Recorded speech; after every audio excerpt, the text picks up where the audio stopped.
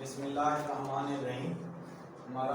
हमने कल डिस्कस किया था जुरिस्प्रूडेंस को, उसकी डेफिनेशन लिखी थी और मुख्तलिफ जो जुरिस्ट थे उनकी जो डेफिनेशंस थी और उनकी जो सेंसेस थी वो हमने कल डिस्कस की थी।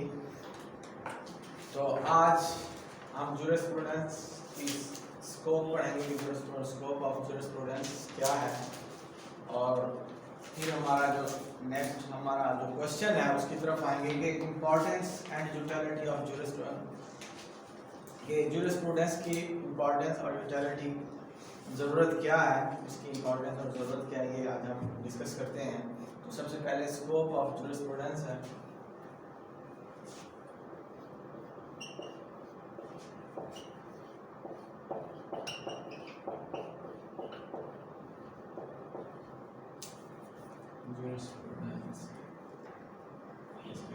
स्कोप क्या है,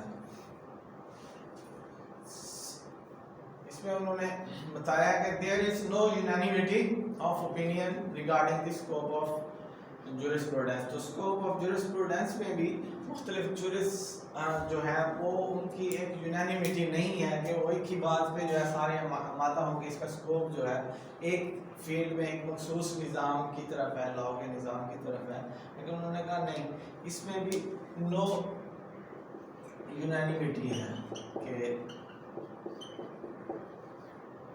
सारे मुतफिक नहीं है। यूनानिमिटी, सारे मुतफिक नहीं है। नो यूनानिमिटी ऑफ ओपिनियन, कि सब की जो ओपिनियन है उसमें फर्क है स्कोप के लिहाज से भी। तो no unanimity of opinion regarding the scope of jurisprudence, it may be discussed under the following 3 heads. तो उन्होंने कहा कि क्यों ये यूनानिमिटी जो है क्यों नहीं है, तो उसके लिए उन्होंने कुछ पीरियड्स बताए हैं। अर्ली पीरियड बताया, ऑस्टन पीरियड बताया, मॉडर्न पीरियड बताया, जिसकी वजह से उसकी जो स्कोप है वो एक जैसा नहीं रहा। शुरू में अर्ली पीरियड में जो है जुरिस्प्रूडेंस का क्या स्कोप था,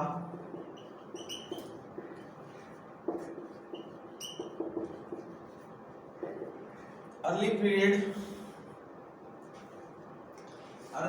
में jurisprudence का स्कोप था। In the early period jurisprudence has been so defined as to cover moral and religious precept, cover करता था, cover moral and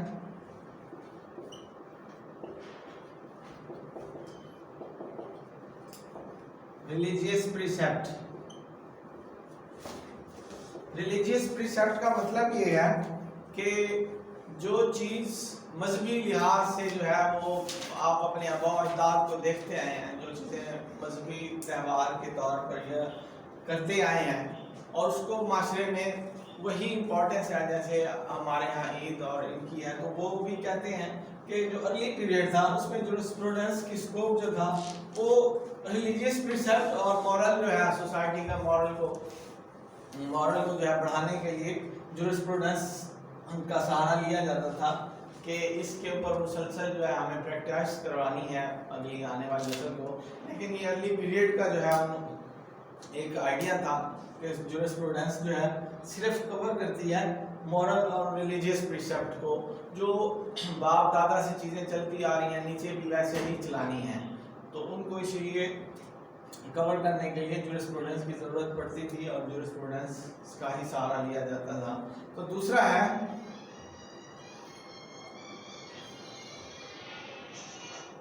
it was, अच्छा ऑस्टन पीरियड नंबर 2 पे है, पहला ये है, नंबर 2 पे है ऑस्टन पीरियड।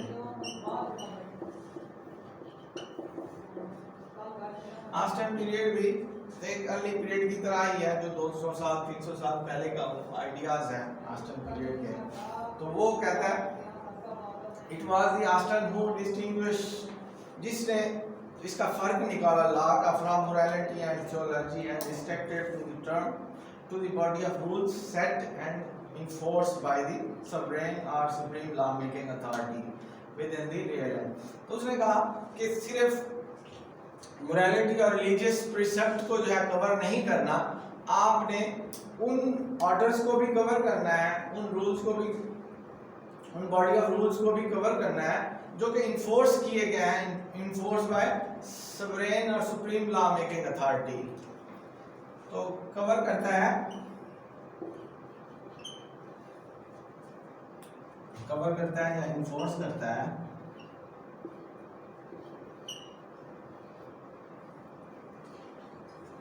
सॉवरेन, सॉवरेन का पता है जिसको पूरे इख्तियारात दिए जाएं, सॉवरेन अथॉरिटी जिसको पूरे मुल्क के ऊपर या पूरे उसके स्टेट के ऊपर जो है इख्तियारात दिए जाएं, या उसको भी इसने ऑस्टन ने कहा कि उसको भी जो है इसके अंदर रखना है, इसके स्कोप के अंदर। जैसे कि मॉरल और रिलीजियस प्रिसेप्ट था तो उसने इन्फोर्स किया कि इसको जो सॉवरेन अथॉरिटी है उसने भी, उसके भी रूल्स को कवर करना है, और कोई सुप्रीम लॉ मेकिंग अथॉरिटी है उसको भी प्रोटेक्शन देनी है इस जूरिस्प्रूडेंस की तरफ से। सुप्रीम लॉ मेकिंग अथॉरिटी है, ये ऑस्टन का नजरिया था कि जो भी आपकी रियासत के ऊपर हुक्मरान बैठे हैं जिन्होंने कानून बनाया है उसको भी तहफ़्फ़ुज़ देना जो है जूरिस्ट का काम है, कि जूरिस्ट उसको भी देखेगा और उसके मुताबिक ही अपनी सोच और अपने नजरियात को सामने रखना है। तो ये एक ऑस्टन पीरियड था। इसके बाद मॉडर्न पीरियड आया नंबर 3 पे। तो मॉडर्न पीरियड इसका तीसरा उन्होंने मॉडर्न पीरियड कहा।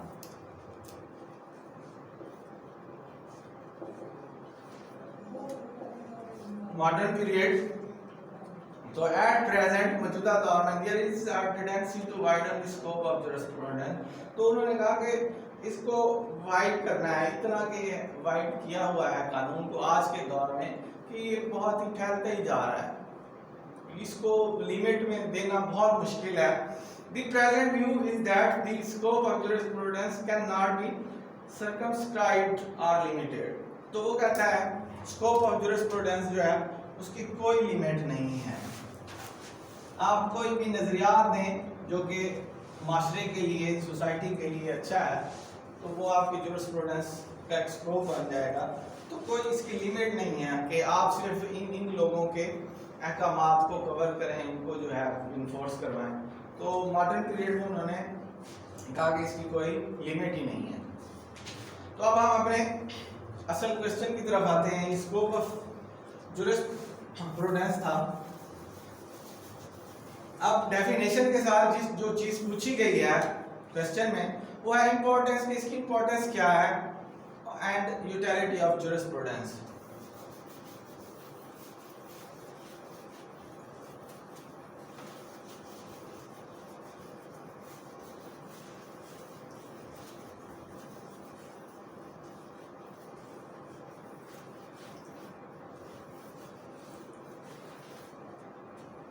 अच्छा, importance and utility of jurisprudence, इसकी अहमियत क्या है?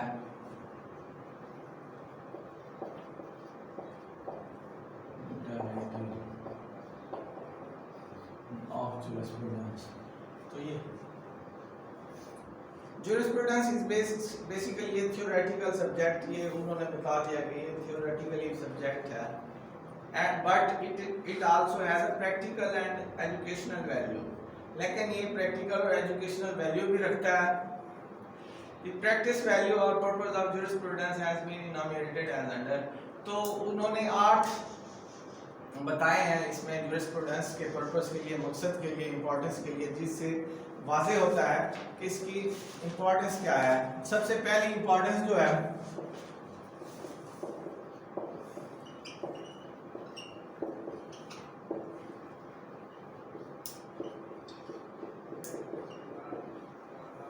remove the complexities of law। complexities of law, law के अंदर जितनी भी पेचीदा चीजें हैं, पेचीदा लॉ के अंदर जो चीज भी पेचीदा है उसको रिमूव करना है। One of the task of jurisprudence is to construct concept and making law more manageable. तो इसका सबसे पहला जो टास्क है जूरिस्प्रूडेंस का, कि कोई ऐसा कानून होना चाहिए जो मैनेजेबल हो, इजी टू ऑर्डर हो, कि मैं आपको कहूँ कि आपने जी ये काम करना है या ये रूल्स एंड रेगुलेशंस करनी है इस इलाके में या इस मुल्क कंट्री के अंदर, तो उसके अंदर जो चीज़ें करने वाली होंगी वही करेंगी पब्लिक। तो उन्होंने कहा कि इजी और मैनेजेबल होना चाहिए।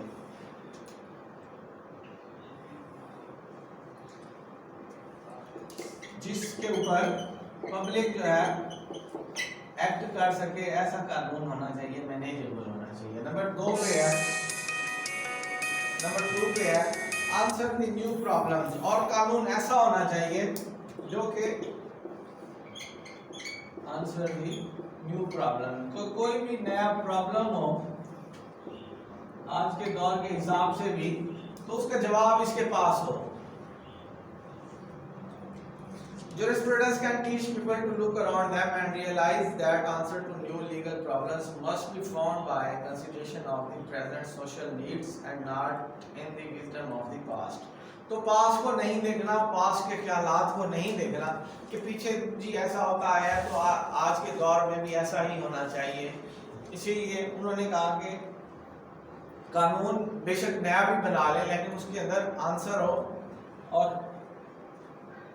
हर प्रॉब्लम का आंसर हो। ये जूरिस्प्रूडेंस का एक मेन इंपॉर्टेंस है कि हर प्रॉब्लम्स का इनके पास जवाब हो। नंबर 3 पे है ग्रामर ऑफ लॉ, कि जूरिस्प्रूडेंस जो है ये एक ग्रामर ऑफ लॉ है, कानून की ग्रामर है, जिसको समझ कानून बनाने के लिए सबसे पहले इसको समझना पड़ेगा। तो कानून की ये ग्रामर है। Jurisprudence is the grammar of law. It throws light on the basic ideas। तो ये रोशनी डालती है बेसिक आइडियाज पर, and the fundamental principles of law। तो बेसिक आइडियाज पे जो है ये रोशनी डालती है और फंडामेंटल्स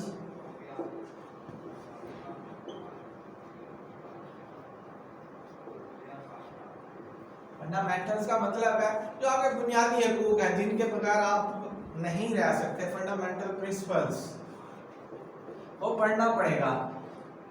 अगर आप जूरिस्प्रूडेंस के बगैर कानून बनाना चाहते हैं तो बेसिक आइडियाज आपको लेने तो पड़ेंगे कानून बनाने के लिए, और उसके बाद आप लोगों की ज़रूरत को भी सामने रखेंगे कि लोग 8 घंटे काम कर सकते हैं, 10 घंटे काम कर सकते हैं, आप उनसे दिन रात काम नहीं करवा सकते। तो उनके फंडामेंटल